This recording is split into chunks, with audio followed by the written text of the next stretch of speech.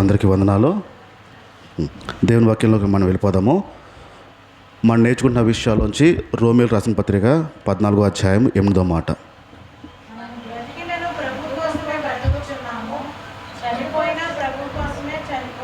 మన బ్రతికిన ప్రభు కోసం బ్రతకాలి, అంటే దేవుని కోసం బ్రతకాలి. ఒకవేళ చనిపోవాల్సి వచ్చినా దేవుడి కోసమే చనిపోవాలి. అంటే మన జీవితము, మన బ్రతుకంతా ఎందుకు బ్రతుకుతున్నాము అంటే కేవలం దేవుని కోసం బ్రతకాలి.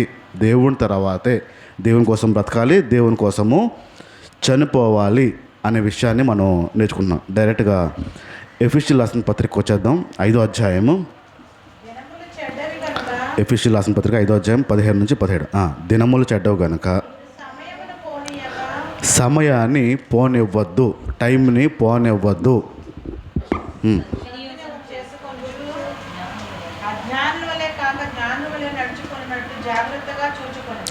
టైంని చాలా జాగ్రత్తగా వాడాలి అని, మనకున్న టైంని, మనకున్న సమయాన్ని చాలా జాగ్రత్తగా వాడాలి.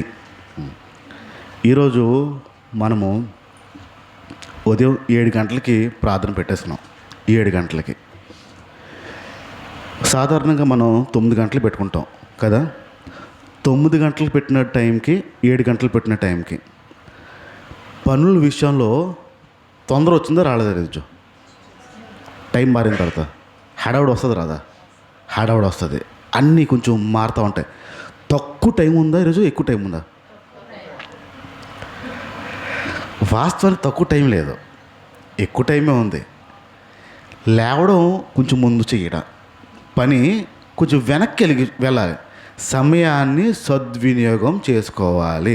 సాధారణంగా ఒకవేళ ఒక 4:30-5కి లెగిస్తున్నాం అనుకుందాం. 9 గంటలు ప్రార్థనప్పుడు 4:30-5 అనుకుందాం. అదే టైంని 7 గంటలకు కూడా అంటే కష్టం కదా. ఆ 4:30-5 అనే టైము 9 గంటల ప్రార్థన ఉన్నప్పుడు, 7 గంటల ప్రార్థన ఉన్నప్పుడు అదే లేకపోతే టైం తక్కువ ఉంది ఎలాగంటాం? ఇదనమాట సద్వినియోగం చేసుకోవడం అంటే. టైం లేక కాదు, ఉంది, కానీ సద్వినియోగం చేసుకోవడం రావాలి రైట్ టైంలో. చాలా వరకు టైంని సద్వినియోగం ఎప్పుడు చేసుకుంటాం తెలుసా? కరెక్ట్గా 100 విషయాల్లో ఉండవు, ఒక విషయంలో ఉంటుంది. ఎప్పుడు తెలుసా? ఊరు వెళ్ళినప్పుడు ఉంటుంది. అంటే టైంని ఎలా సద్వినియోగం చేసుకోవాలో బాగా తెలుసు అందరికీ. బ్యాగులు ముందు సర్దుతారా, బయలుదేరే ముందు సర్దామని అనుకుంటారా? ఫుల్గా ప్యాక్ చేసి నీట్గా ఏంటంటే పెట్టుకోవాలో, ఏంటంటే ఇవ్వాలో అన్నీ నీట్గా రెడీ చేసుకొని ఫుల్ అక్కడ వస్తుందండి సద్వినియోగం చేసుకోవడం. ఎందుకు? ఊరెళ్ళాలి, ట్రైన్ మిస్ అయిపోతుంది. దానికి ఒక విలువ ఉంది కాబట్టి ఆ టైంని ఎలాగా వినియోగం చేసుకోవాలో మనకు వస్తుంది బాగా. పొద్దున్న లేచి సర్దుకోవచ్చులే ఎందుకు అనిపించింది అక్కడ? అంటే మీకు ఏది విలువో అది తెలుసు, ఎక్కడ టైం అప్పుడు ఎలా వాడాలో అది తెలుసు. ఎక్కడ పర్లేదులే ఉంటుందో అక్కడ వినియోగం తెలియదు. టైం లేదు. సమయాన్ని సద్వినియోగం చేసుకోవాలి, రైట్గా వాడుకోవాలి, కరెక్ట్గా వాడుకోవాలి అని బైబిల్ చెప్తుంది. ఆ టైంలో 1 కొరింథీయులకు రాసిన పత్రిక 10వ అధ్యాయం 31వ మాట. 1 కొరింథీయులకు రాసిన పత్రికలోంచి 10వ అధ్యాయము 31వ మాట. కాబట్టి మీరు భోజనం చేసిన, నీరు తాగినా, ఏది చేసినా సమస్తము కొంచెం కాదు, అప్పుడప్పుడు కాదు, మనకు నచ్చినప్పుడు కాదు, అయినప్పుడు కాదు, ఏది చేసినా, ఎప్పుడు చేసినా, ఎలా చేసినా, ఎలాంటి పని చేసినా దేవుడిని మహిమపరచడానికే చేయాలి. మా విశాఖపట్నంలో ఒక పాస్టర్ గారు, మీరు విన్నారో లేదో పేరు, కానీ పరవస్తు సూర్యనారాయణ గారని ఒక పాస్టర్ గారు, పంతులు గారు, బ్రాహ్మణ్ పాస్టర్ గారు మీటింగ్లు పెట్టారు. మీటింగ్లు పెట్టినప్పుడు ఆ మీటింగ్లో వాక్యానికి ముందు ఒక వ్యక్తి సాక్ష్యం చెప్తాడు అని చెప్పి సాక్ష్యం కోసం టైం ఇచ్చారు. సాక్ష్యం మేమందరూ వెయిట్ చేస్తున్నాం, కూర్చున్నాం. ఆ ముఖం చూస్తుంటే ఎక్కడో చూసినట్టు అనిపించిందండి. ఆ సాక్ష్యం చెప్పడానికి వచ్చిన వ్యక్తి ముఖము ఎక్కడో చూసినట్టు అనిపిస్తుంది తప్ప గుర్తు రావట్లేదు. ఆ వ్యక్తి స్టార్ట్ చేశాడు, నేను ఒక వ్యాపారం స్టార్ట్ చేశాను. ఆ వ్యాపారం స్టార్ట్ చేసిన తర్వాత చాలా భయంకరమైన నష్టము నా జీవితంలో వచ్చింది. ఆ మొత్తం ఎంతైతే పెట్టుబడి పెట్టానో అంత పెట్టుబడి అంతా పోయింది, ఇంకేమీ మిగలలేదు. చచ్చిపోదాం అని అనుకునే టైంలో ఒక వ్యక్తి వచ్చి యేసుప్రభు గురించి చెప్పి ధైర్యం చెప్పి నాకు, నువ్వు భయపడకు, ఈసారి ప్రార్థన చేసుకుని వ్యాపారంలో పెట్టుబడి పెట్టు, నీ వ్యాపారం ఫలిస్తుంది అని అన్నాడంట. ఆ మాటను నమ్మి ఆ వ్యక్తి దగ్గర ఉన్న కొంత మిగిలిన ఆ డబ్బును తీసుకెళ్ళి ఒక సినిమా తీస్తుంటే ఆ సినిమాకి పెట్టుబడి పెట్టాడు. ఒక డైరెక్టర్ గారు సినిమా తీస్తుంటే పెట్టుబడి పెట్టాడు. ఆ సినిమా పేరు చెప్పండి. ఆ ప్రొడ్యూసర్ అయ్యాడు సినిమాకి. ఆ రోజులో సూపర్ హిట్ అది. ఎంతైతే పెట్టుబడి పెట్టాడో 3 రెట్లు వచ్చిందంట. అది స్టేజ్ మీద నిలబడి సాక్ష్యం చెప్తున్నాడండి ఆ వ్యక్తి. సినిమాకి నేను పెట్టుబడి పెట్టాను, దేవుడు అద్భుతంగా జీవించాడు, మొత్తానికి సూపర్ హిట్ అయ్యింది, 100 రోజులు ఆడింది, దేవుడు అలా చేసాడు అని చెప్తూ ఎంతైతే పెట్టుబడి పెట్టాడో దేవుడు 3 రెట్లు ఆ సినిమా ద్వారా ఇచ్చాడు అని చెప్పి దేవునికి మహిమ కలుగుగాకంటే చప్పట్లు కొట్టారు అందరూ గ్రౌండ్లో. నాకేమో మంట వెళ్ళిపోతుంది లోపల. వాళ్ళందరూ చప్పట్లు కొడుతున్నారు, నాకు ఎక్కడో తెలియని మంట. ఎందుకు మంట? ఇప్పుడు మహిమ కాదా ఆలోచించండి. అసలు పెట్టుబడి పెట్టాడండి, నమ్మి పెట్టాడు, దేవుడికి మహిమ కాదా? మహిమ కాదా? ఎవరిది? అది కదా. ఇప్పుడు దేవుడికి మహిమ వెళ్తుందా? అలాంటి దిక్కుమాల వాటికి పెట్టుబడి పెట్టి దేవునికి మహిమ అంటే వెళ్తుందా? అది ఎట్టి పరిస్థితుల్లో వెళ్ళదు. ఇప్పుడు ఏది చేసినా ఆయన ఏది చేశాడు ఆ చేసిన దాన్ని బట్టి గొప్ప అనుకుంటూ చాలా చెప్పాడండి. ఎన్ని విషయాలు చెప్పాడో సినిమాలో, అలా ఉంటుంది, ఇలా ఉంటుంది, ఇలా పెట్టుబడి పెడతాను, ఇంకో సినిమా పెట్టుబడి పెడతాను, ఆ సినిమా పేరు కూడా చెప్పేస్తున్నాడు. అంటే చూడమన్నా చూడొద్దన్నాడు ఉద్దేశం. ఇప్పుడు ఇక్కడ మహిమే ఉంది, ఇక్కడ పోయేదే ఉంది, మనుషులు పోయేదే ఉంది. దౌర్భాగ్యం ఏంటంటే ఆ పాస్టర్ కూడా ఖండించలేదు, పిలిచిన పాస్టర్ కూడా ఖండించలేదు, ఏం అనలేదు. ఎందుకంటే ఎల్లుంటుంది, ఏదో కానుక ఎల్లుంటుంది, నోరు మూసేస్తాడు, మరి తప్పదు. ఇంకా ఇక్కడ దేవునికి ఏది చేసినా మహిమ రావాలి, ఆ పని శ్రేష్టమైంది ఉండాలి. ఏది చేసినా దేవుని మహిమ. ఇప్పుడు ప్రభు మహిమ ఏది చేసినా రావాలి, ఎలాంటి పని చేసినా రావాలి. 24 గంటల్లో మనం ఏ పని చేస్తుంటే దేవునికి మహిమ వస్తుందనే విషయాలు మనం నేర్చుకుంటూ వచ్చాము. ఇది 3వ భాగం. ఆంధ్రాలో రేషన్ కార్డులు ఉంటాయి, ఇక్కడ కూడా రేషన్ కార్డులు ఉంటాయి. ఆంధ్రాలో ఉన్న రేషన్ కార్డుకి ఎక్కువ వస్తాయా, ఒరిస్సాలో ఉన్న రేషన్ కార్డులకి? ఏ రేషన్ కార్డుకి ఎక్కువ వస్తాయి? ఆంధ్రాలో ఉన్న రేషన్ కార్డులకి ఎక్కువ లాభాలు ఉన్నాయి, ఎక్కువ వచ్చేవన్నీ ఆంధ్రాలో ఉన్నాయి. ఆ రేషన్ కార్డు రావాలంటే కొన్ని అర్హతలు ఉన్నాయి. ఆ రేషన్ కార్డు అందరికీ ఇచ్చారు, కొన్ని అర్హతలు ఉన్నాయి. సంపాదన తక్కువ ఉన్న వారికి, సొంత ఇల్లు లేని వారికి, కారు లేని వారికి, కరెంటు బిల్లు ఎక్కువ రాకుండా ఉన్నవారికి, మళ్ళీ కరెంట్ బిల్లు ఎక్కువ వచ్చినా ఆ రేషన్ కార్డులు సప్లై చేయరు.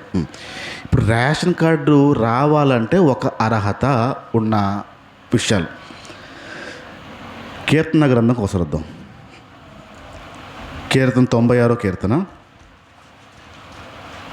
96వ కీర్తన 4వ మాట చూడండి. 96వ కీర్తన 4వ మాట. యెహోవా ఏంటదే?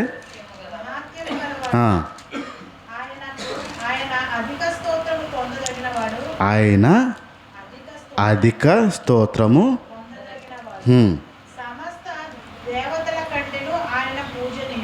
సమస్త దేవతల కంటే ఆయన పూజనీయుడు. ఈయనకి ఒక అర్హత ఎవరికి? దేవుడికి ఒక అర్హత ఉంది. రాజులకి రాజు ఆయన, దేవతలకి దేవుడు ఆయన అని ఒక అర్హత ఉంది. ఈయన పూజనీయుడు, ఈయనకి ఒక అర్హత కలిగి ఉందని బైబిల్ చెప్తుంది. అలాగే ఒకసారి ప్రకటన గ్రంథంకి వచ్చేయండి డైరెక్ట్గా.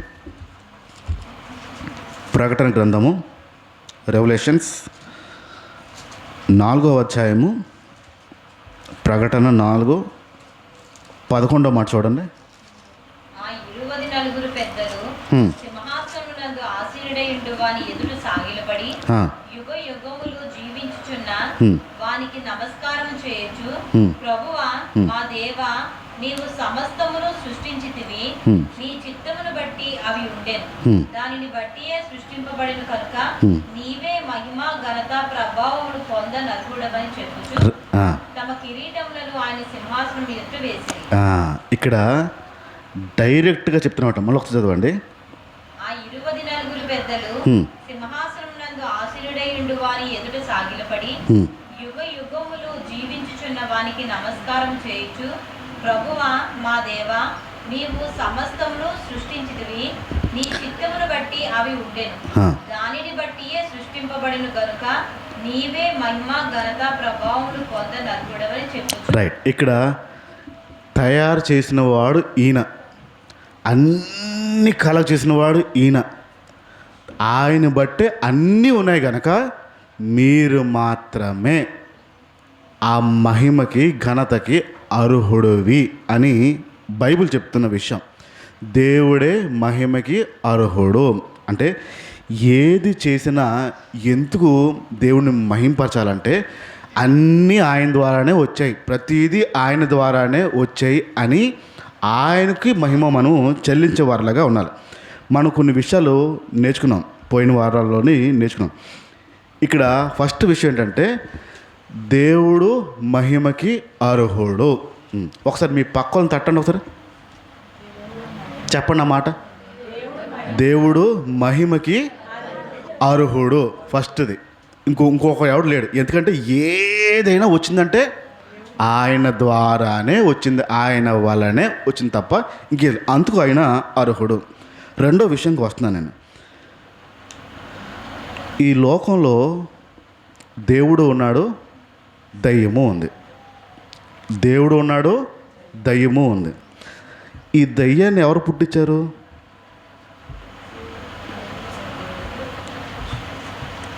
దేవుడు, అపవాది, దయ్యం. అపవాది ఎక్కడి నుంచి వచ్చాడు? దేవుడైనా చేసింది? వాస్తవానికి దేవుడు అపవాదం చేయలేదు, అపవాదిగా మారాడు. దేవుడు అపవాదం చేయలేదు. చాలా వరకు దేవుడిని దయ్యాన్ని పుట్టించాడంట, దయ్యం పుట్టించలే, దేవుడు మారాడు. ఒకసారి యెషయా గ్రంథంకి వద్దాం. యెషయా గ్రంథంకి వద్దాం, 41వ అధ్యాయం, క్షమించాలి 14వ అధ్యాయం. యెషయా గ్రంథము 14వ అధ్యాయం 10 నుంచి 14.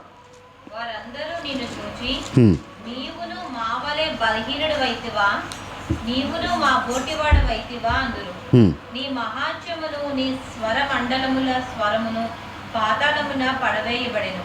నీ క్రింద పురుగులు వ్యాపించును, కీటకములు నిన్ను కప్పును. తేజో నక్షత్రమా, వేకువ చుక్క, నీ వెట్లు ఆకాశం నుండి పడితివి.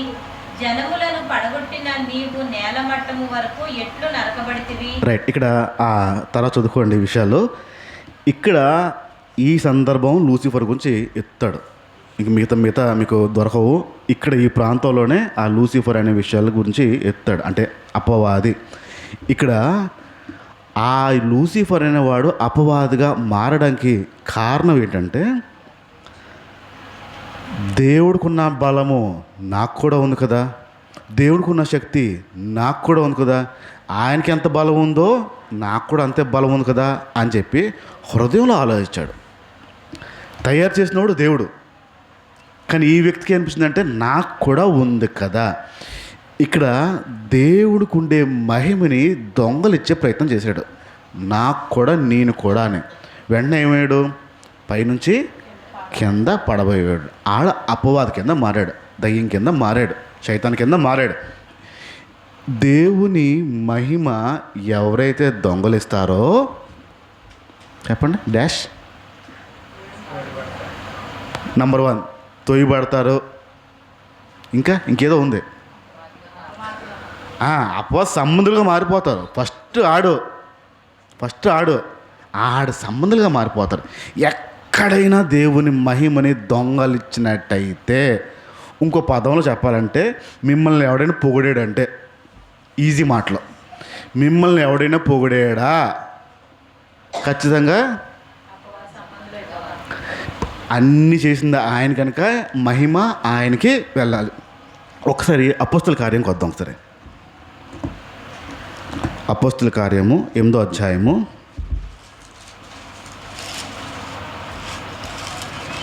అపోస్తుల కార్యాలు 8వ అధ్యాయము 9వ వచనం నుంచి చూద్దాం. సరే. సీమోనను ఒక మనుషుడు లోగడ ఆ పట్టణంలో గారడీ చేయుచు. సీమోను అనే ఒక మనుషుడు లోగడ ఆ పట్టణంలో గారడీ చేయుచు. అక్కడ గారెడీలు అంటే మాయలు మంత్రాలు ఇవన్నీ చేస్తూ తానెవడో ఒక గొప్పవాడని చెప్పుకొనుచు, ఆయన చెప్పుకుంటున్నాడు గొప్పోడిని అని చెప్పుకుంటూ సమరయ జనులను విభ్రాంతి పరచుచూ ఉండెను. కొద్దివాడు మొదలుకొని గొప్పవాని మట్టుకు అందరూ దేవుని మహాశక్తి అనబడిన వాడు ఇతడే అని చెప్పుకొనుచు అతనిని లక్ష్య పెట్టిరి. ఇక్కడ చూడండి ఆ పదం. సీమోన్ అనే గారడి సీమోన్ ఉన్నాడు.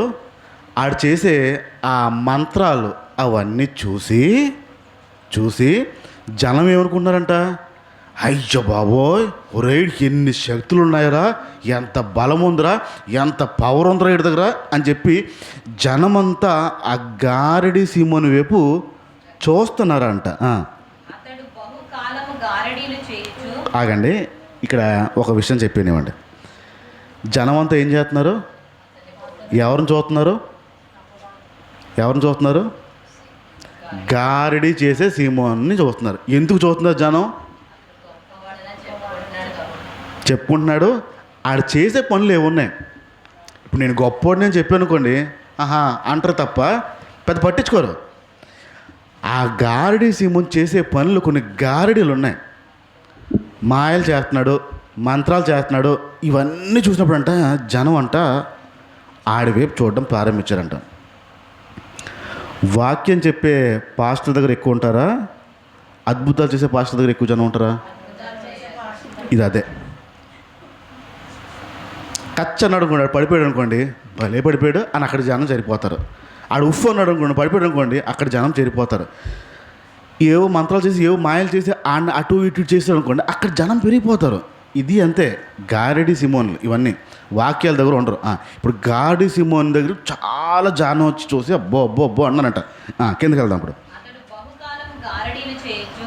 వారిని విభ్రాంతి పరిచినందున వారు అతని లక్ష్య పెట్టిరి. అయితే ఫిలిప్పు దేవుని రాజ్యమును గూర్చియు యేసుక్రీస్తు నామమును గూర్చియు సువార్త ప్రకటించుచుండగా, ఇక్కడ ఫిలిప్ గారు సువార్త ప్రకటిస్తుంటే అప్పుడు వారు అతని నమ్మి పురుషులను స్త్రీలను బాప్తిస్మం పొందిరి. అప్పుడు సీమోను కూడా నమ్మి బాప్తిస్మం పొంది ఫిలిప్పును ఎడబాయకుండి సూచక క్రియలను గొప్ప అద్భుతములను జరుగుట చూసి విభ్రాంతి నొందెను. ఇక్కడ చూడండి, ఫస్ట్ ఏమో ఈడే గారడీలు చేస్తున్నాడు. ఫిలిప్పు ఎప్పుడైతే సువార్త చేస్తున్నాడో ఫిలిప్పు ఈడికంటే ఎక్కువ చేస్తున్నాడు. చేసినప్పుడు ఈ సీమోన్ అనేవాడు నేను నమ్ముకుంటాను యేసు ప్రభుని చెప్పి యేసు దగ్గరికి వచ్చేస్తానని చెప్పి నాకు కూడా బాప్తిజం చెప్పి అన్నీ ఒప్పేసుకున్నాడు. ఎందుకు? వీడి దగ్గర ఉన్న బలం కంటే వీడు తెలుసు కదా, కల్తీ బలమో ఒరిజినల్గా తెలిసిపోద్ది కదా వీడికి. వీడిది కల్తీ బలం, వీడిది ఒరిజినల్ బలం తెలిసి వీడి దగ్గర చేరాడు. చేరిన తర్వాత దేవుని వాక్యం అంగీకరించిరని యెరూషలేములోని అపోస్తలులు విని పేతురును యోహానును వారి యొద్దకు పంపిరి. వీరు వచ్చి వారు పరిశుద్ధాత్మను పొందవలెనని వారి కొరకు ప్రార్థన చేసిరి. అంతకు ముందు వారిలో ఎవరి మీదనూ ఆయన దిగి ఉండలేదు. వారు ప్రభువైన యేసు నామమున బాప్తిస్మం మాత్రము పొంది ఉండిరి. 18వ మాట. అప్పుడు పేతురును యోహానును వారి మీద చేతులుంచగా వారు పరిశుద్ధాత్మను పొందిరి. అపోస్తలులు చేతులుంచుట వలన పరిశుద్ధాత్మ అనుగ్రహింపబడినని సీమోను చూసి వారి ఎదుట ద్రవ్యము పెట్టి, ఏంటది?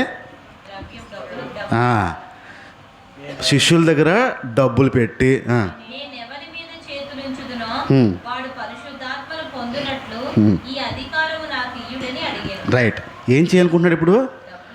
డబ్బులు ఇచ్చి బాబు ఇన్నాళ్ళు నా దగ్గర ఉన్న శక్తి గొప్ప ఉన్నాను, మీ దగ్గర ఉన్న శక్తి ఇంకా గొప్పగా ఉంది, కొంత డబ్బులు ఉంచు, ఆ శక్తి ఏదో నాకు ఇవ్వన్నాడు. ఇప్పుడు యేసు ప్రభుని ఎందుకు నమ్ముకున్నాడు? దేనికోసం నమ్ముకున్నాడు? ఆ బలం కావాలని. ఇప్పుడు అనుకుందాం సాంబల్పూర్లో ఒక పాస్టర్ గారు వచ్చారంట, వాక్యం చెప్తున్నారంట. అక్కడ నుంచి నాగమణి గారు లేదు కదా, నాగమణి గారు వెళ్ళారు. నాగమణి గారు ప్రార్థనకి వెళ్ళారు. వెళ్తే అక్కడ పాస్టర్ గారు ప్రార్థన చేసి అందరికీ కృపావరాలు ఇస్తున్నారు అని చెప్పారండి. కృపావరాలు ఇస్తున్నారని నాగమణి అక్క చెప్పింది. చెప్పిన తర్వాత మీరందరూ బయట ఇలా కూర్చున్నారు. కూర్చున్న తర్వాత మన చర్చకు వచ్చే ఆ ఊరి ఆవిడ కడుపు నొప్పితో వచ్చింది. బాగా కడుపు నొప్పి ఉంది, కాస్త చిన్న ప్రార్థన చేయండి అంటే నాగమణికి లెగిసి చెయ్యేసి ప్రార్థన చేయగానే దబ్బని పడిపోయింది. ఆ ఊరి అక్క పడిపోయింది. నా కడుపు బాగా అయిపోయింది అని అన్నదండి. ఎక్కడి నుంచో కృపావరాలు తెచ్చుకుంది. మీ మనసులో లడ్డు కావాలా నాయనా? వస్తుంది రాదా? సరిగ్గా గొంతుకే చెప్పదు. మాట చెప్పమంటే, వాక్యం చెప్పమంటే స్లో చెప్పుద్ది. అప్పుడు అలాంటి నాగమనక్క పవర్ఫుల్ అయిపోతే ఆ మీటింగ్ ఇంకా ఒక్కరోజు టైం ఉంది, వెళ్ళిపోతాడంట. మాయగారు ట్రాక్టర్ రెడీ చేయండి. ట్రాక్టర్ ఉండదా? వెళ్ళాలనిపిస్తుందా? ఆ చెయ్య. ఇక్కడ ఆయన కూడా అదే ప్రాబ్లం ఏంటో తెలుసా? సీమోనుకున్న సమస్య ఇప్పుడు ఇక్కడ ఆ మహిమ రావాలి. వాక్యం చెప్పేవాడికి మహిమలు రావు, వాక్యాలు చెప్పేవాడికి మహిమలు రావు, అద్భుతాలు చేసేవాడికి మహిమలు వస్తాయి.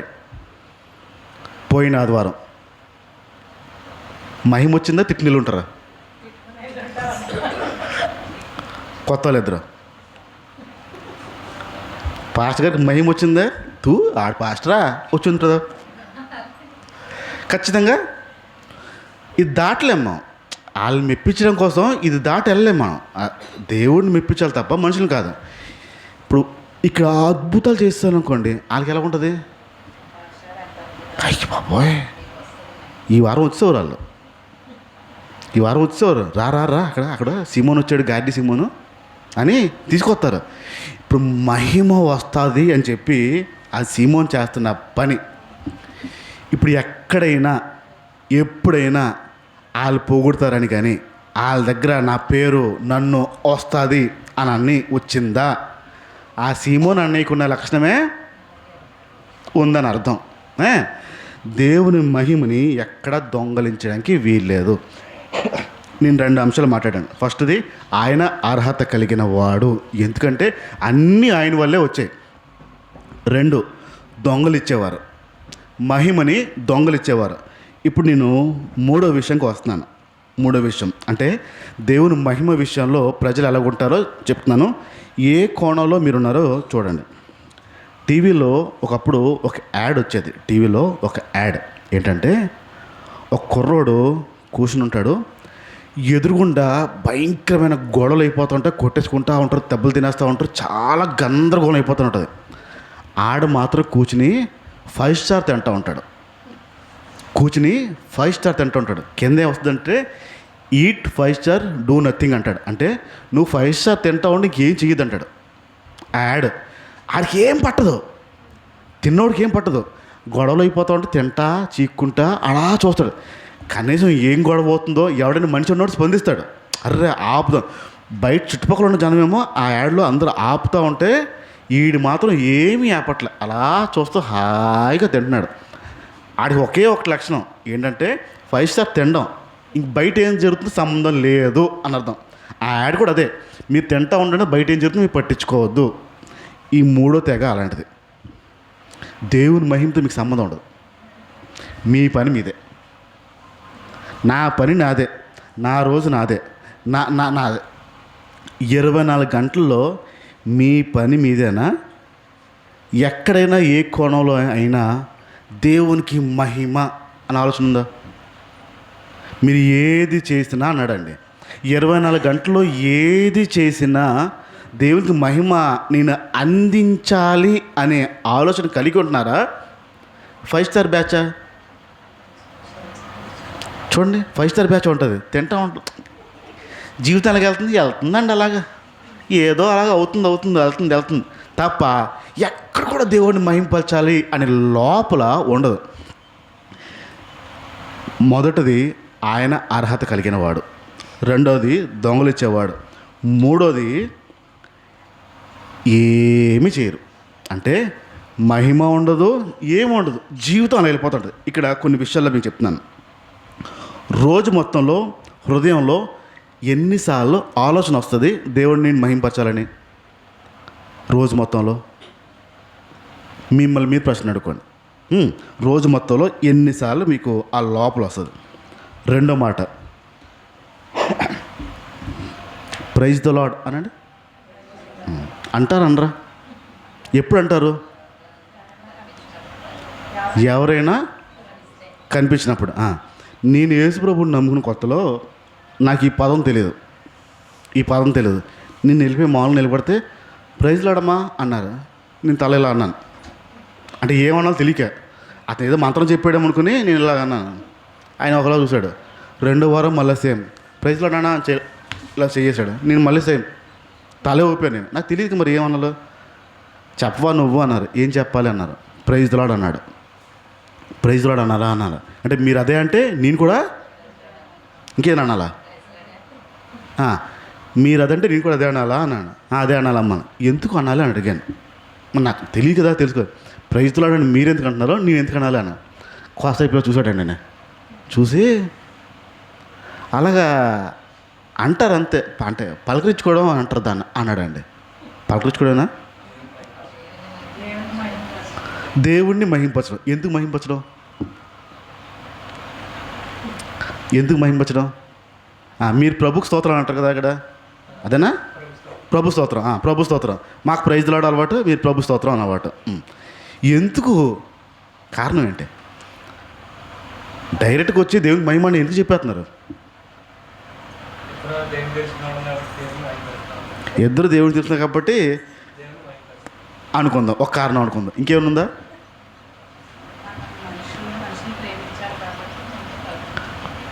పలకరింపుకేనా అది? హాయ్ హలో అన్నా పలకరింపే. ఇప్పుడు ఒక చూడండి, ఆలోచించండి. ఒక ఊత పదం క్రైస్తవుడికి ఇది.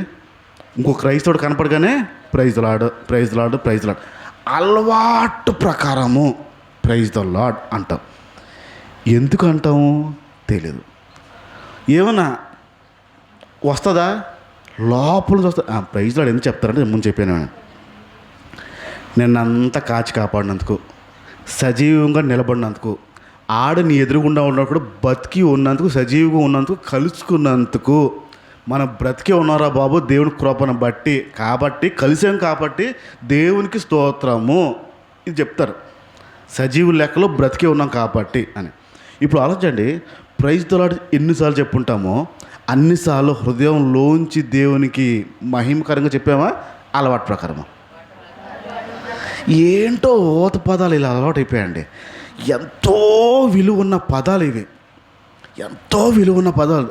ప్రైజ్ ద లార్డ్, ప్రభుకి స్తోత్రం, దేవునికి స్తోత్రం కలుగున, ఇవన్నీ విలువైన పదాలు. కానీ అలవాటు ప్రకారంగా మనం మాట్లాడుతూ ఉన్నాం. అంటే 5 స్టారే చాలా సాధారణంగా ఏమీ పట్టినట్టు రోజులో చాలాసార్లు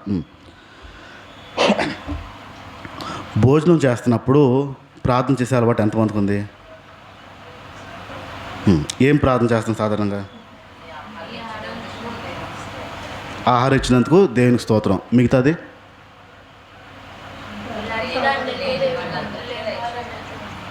నెక్స్ట్ అంతేనా? ఆకలిని రోజు తినేస్తానా? చూడండి, సాధారణంగా ఆహారం తింటున్నప్పుడు ప్రార్థనలు ఎలా ఉంటాయంటే, ప్రభా ఈ ఆహారం ఇచ్చినందుకు వందనాలు, లేని వారికి ఇవ్వండి అని అంటూ, ఈ ఆహారము పరిశుద్ధపరచండి, తింటే నాకు ఇవ్వండి, ఆరోగ్యాన్ని ఇవ్వండి, బలాన్ని ఇవ్వండి అని.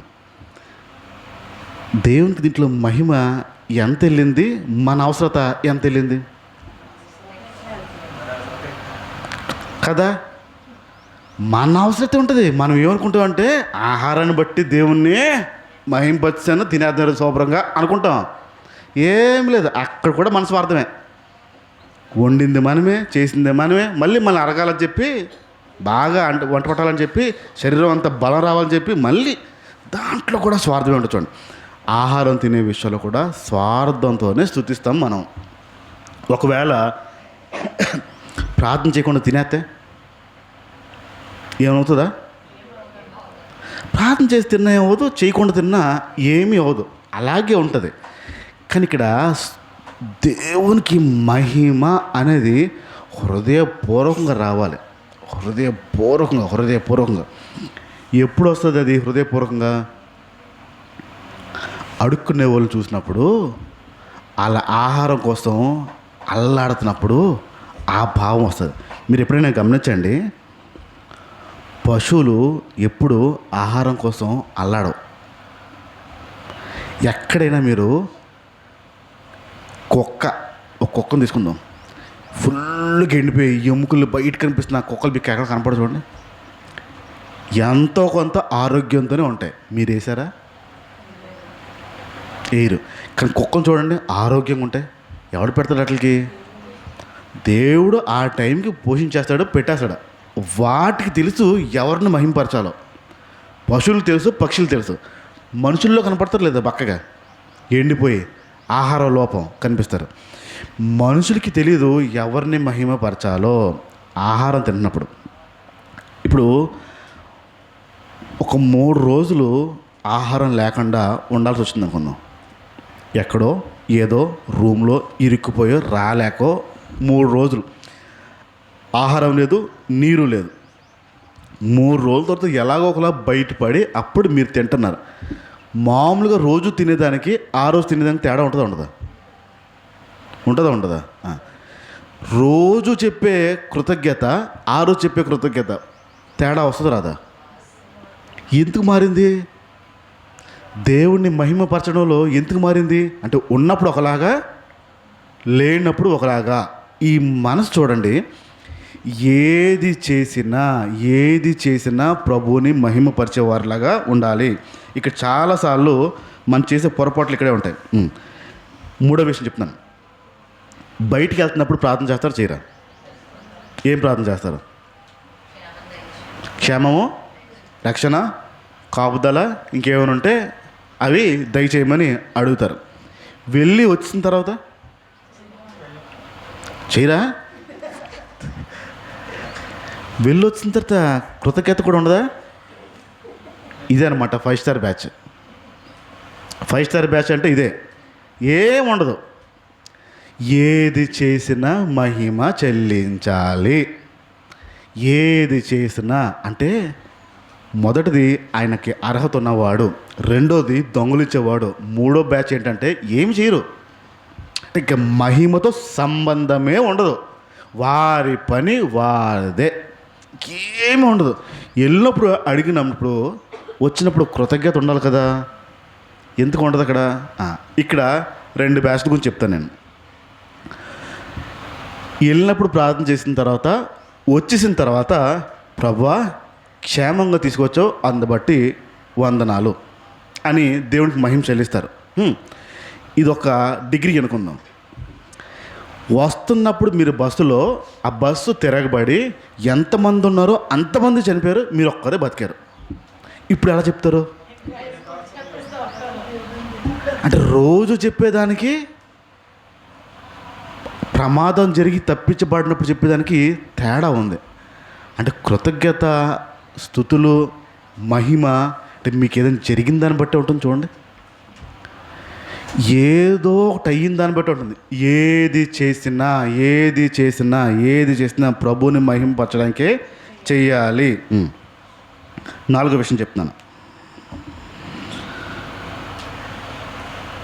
మీకు లాభం వచ్చింది, మహిమ చెల్లిస్తే చెల్లించరా? లాభం వస్తే మహిమ చెల్లిస్తారు. 3 పంటలు అనుకుందాం, తప్పు తీసుకో. 3 పంటలు వేసినట్టు నాశనం అయిపోయింది. వస్తుందా? కృతజ్ఞత వస్తుందా? ఇప్పుడు ఏది చేసినా అన్నారు కదండి, ఏది చేసినా మీరు పంట అనేది వేసారు, అది చేశారు, రాలేదు, దేవుణ్ణి మహింపరుస్తారా? నేను వేసానండి, ఎందుకో దేవుడికి ఒప్పుకోలేదు అనుకుంటా, అది రాలేదండి, దేవుడికి మహిమ చెల్లాలండి ఈ విషయంలో అనగలుగుతామా? ఏంటో దేవుడు చేశాడంటావా? ఎందుకు దేవుడు చేశాడంటావా? ఇప్పుడు ఏది చేసినా దేవునికి మహిమ చెల్లించాలి. పంట రాలేదు, మహిమ చెల్లిస్తామా ఆపేస్తామా? రెండో పంట కూడా రాలేదు, మహిమ చెల్లిస్తామా ఆపేస్తామా? మూడో పంట కూడా రాలేదు, మహిమ చెల్లిస్తామా ఆపేస్తామా? ఇంక ఇదే ఆఖరి డబ్బు, ఇంకా ఇది లేకపోతే ఇంక నా వల్ల అవ్వదు, ఇంక నా ఏదో గతి నది అనుకుని ఆ పంట వేశారు. ఎన్ని పంటలైతే పోయో దానికి 3 రెట్లు వచ్చిందండి. అప్పుడు టెంట్లు వేసి మీటింగ్లు పెట్టేమో కృతజ్ఞత కూటమని. అంటే మనిషి ఆలోచన ఎలాగుంది? ఏది చేసినైనా, ఏది పొందినైనా, పొందిన దాన్ని బట్టే లావాదేవీలే దేవుడికి మనిషికి. ఏది చేసినా ప్రభువుని మహిమపరిచే వారిలాగా ఉండాలి. అది లాభమవని నష్టమే అవని, కీడైనా సరే ఏదైనా సరే ప్రభువుని మహిమపరిచే వారిలాగా ఉండాలి. కానీ సాధారణంగా మనము ఏదైనా పొందితేనే, ఏదైనా వస్తేనే తప్ప మన ఆలోచన మారదు కదా. నేను 3 విషయాలు చెప్పాను ఇక్కడ. ఫస్ట్ది, ఆయన మహిమకి అర్హుడు. ఇది గుర్తుపెట్టుకోండి, మహిమకి అర్హుడు, ఎందుకంటే సమస్తము ఆయన వల్లే వచ్చింది. రెండవది, దొంగలు ఇచ్చేవాడు, అంటే దేవుని మహిమని దొంగలు ఇచ్చేవాడు. మూడోది, ఏమీ ఉండదు, జీవితం వెళ్ళిపోతుంది తప్ప వారి వల్ల ప్రయోజనం ఏమీ ఉండదు. ఇంకా 4, 5 ఉంది, వచ్చే వారం మనం విందాం ఈ విషయాలు. మళ్ళీ గుర్చేస్తున్నాను. ఫస్ట్ది, ఆయన మహిమకి అర్హుడు. రెండోది, దొంగలు ఇచ్చేవాడు ఉంటాడు. మూడోది, ఏమి చేయరు. ఈ 3 బ్యాచుల్లో ఎక్కడైనా ఉన్నాము చూడండి. ఫస్ట్ ఆయన అర్హతకి ఉన్నవాడు,